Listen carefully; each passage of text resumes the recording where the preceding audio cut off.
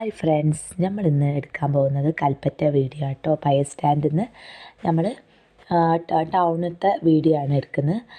അപ്പോൾ ഇന്നലെ എനിക്ക് ഞാൻ ഇന്നലെ എടുത്തതിൽ ടൗൺ എടുക്കാൻ പറ്റിയില്ല.